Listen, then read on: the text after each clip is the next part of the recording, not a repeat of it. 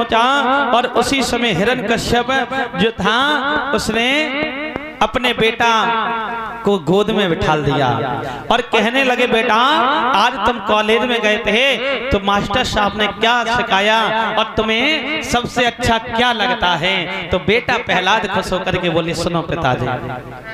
अब बेटा प्रहलाद कॉलेज में गई ना, गए नहीं, एक मैया के कॉलेज में गए थे वो तो आज हैं। बोले, पिताजी अगर मुझे कुछ अच्छा लगता है तो एक ही चीज, क्या सुनिए, तत्साधु मन्ने सुरभ्य देहिनानम। पिताजी संसार में प्राणी में और मेरे झूठ में आग्रह पड़ जाता है, उसका जीवन सदाई ही ऐसे बीत जाता है। तत्साधु मन्ने सुरभ्य देहिनानम सदा समृद्धिन्याम सदेग्रह हित बात बातम ग्रे मंदकूपम वनम गतो यद्रीमाश्रिते है। क्योंकि संसार में जो प्राणी आता है, ऐसे प्राणियों के लिए मैं यही ठीक समझता हूँ जैसे पिताजी कि वे अपने अता पुना भूतल के कारण घास में से ढके हुए हैं। प्रभु अगर संसार में आए हो तो भगवान का नाम लेना चाहिए। भगवान के सिवा सारा काम अधूरा है। जैसे परेश महाराज भगवान का नाम लिया, गोविंद का नाम लिया, हिरण्यकश्यप ने क्या किया, बेटे को झटका दिया, जमीन पर गिरा दिया। जैसे जमीन पर गिराया बेटा रोने लगा, पिताजी मैंने जय हो, मैंने कुछ गलत क्या दिया क्या?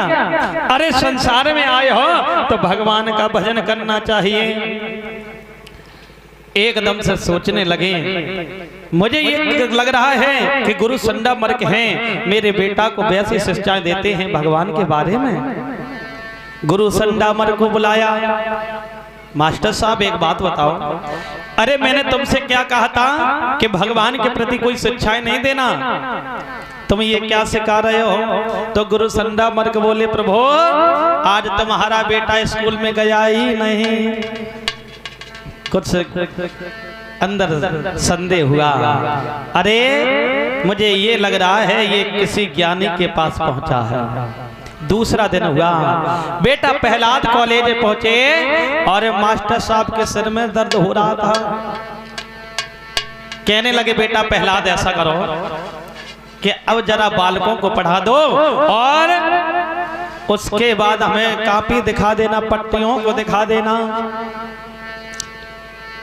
तो पढ़ाने लगे हैं क्या कि ये पट्टी हाथ सबके रख दो संभाल के।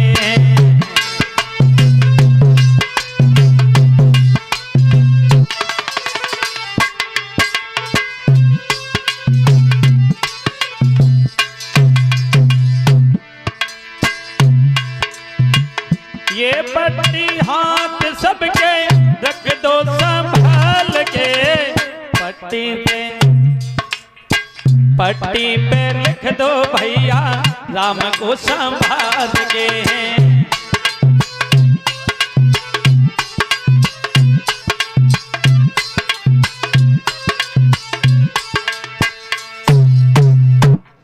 आज मेरे भैया उधर एक स्टैंड दे दो साउंड वाले भैया। आज जब इतने वचन कहे और कहने के बाद में सारी पट्टी भर गई, राम नाम लिखा दिया। जब लिखाया है, ले लो भैया, तो मास्टर साहब के पास पहुंचे, उसमें राम नाम के अलावा कुछ नहीं लिखा। कहा, बेटा पहला इधर आओ, तुमने ये क्या लिखा? भगवान का नाम लिख दिया जो तुम्हारे पिता के बैरी हैं। कहने लगे, प्रभु गलती हो गई, अब दोबारा से नहीं होगी। बच्चों की छुट्टी हुई, दूसरा दिन हुआ, फिर ऐसी हालत हुई। कहा, बेटा इन बालकों को पढ़ा दो।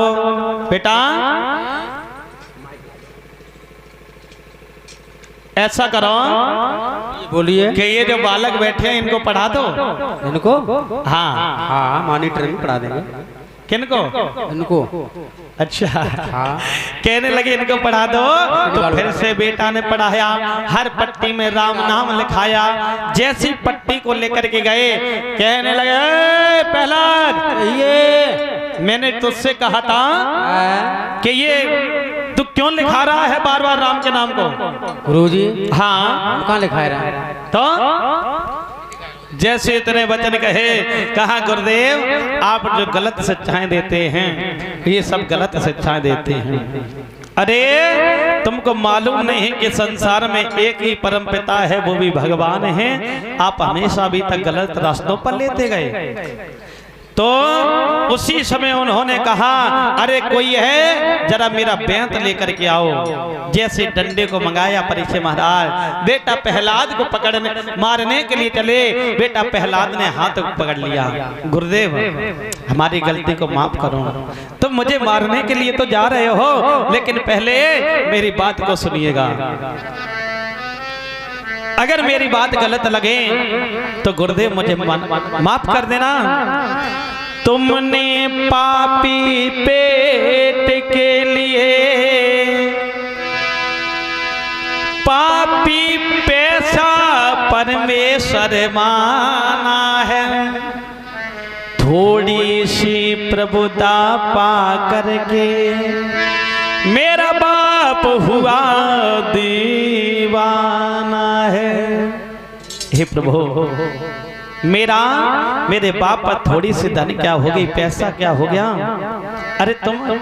अरे वो प्रभु को अपना बैरी मानने लगा। अगर तुम मुझे मार भी दो, लेकिन मेरे एक ही शब्द हैं आपसे, क्या? मेरी तो ऐसी संपत्ति है, कांटों से रिश्ता जोड़ूंगा, चाहे आप मारो चाहे पिता मारे, तो राम नाम नहीं छोड़ूंगा। क्योंकि बेटा के अंदर जब भगवान के प्रति लगन लग जाती है, कोई रोके तो बेटा रुकने वाला बहनाऊ नहीं है। तो जैसे कहा तो मास्टर साहब समझ गए कि इसके ऊपर ये जो राम नाम का भूत सवार है ये ऐसे नहीं सुधरेगा। खींच करके महाराज हिरण्यकश्यप के पास ले गए। देखिएगा आपका जो बेटा है ये, इसके पास राम नाम का भूत सवार हो गया। जैसे इतने वचन कहे तो कहने लगे इसको समझा दो तो ठीक है, नहीं तो आज के बाद मेरे पास नहीं भेजना। चले गए। जैसे चले गए और जाने के बाद क्या हुआ परीक्षित महाराज, बेटा प्रहलाद को समझ आया, अच्छी बात बताई कि मान जाओ बेटा, लेकिन बेटा मानने वाला नहीं है। तो उसी समय खींच करके इसकी माँ, जिसका था नाम कयादू, कहा कि रानी सुनो, ये जो तुम्हारा बेटा है ना, इसके ऊपर राम नाम का भूत सवार हो गया, तुमको एक काम करना पड़ेगा। सुनो,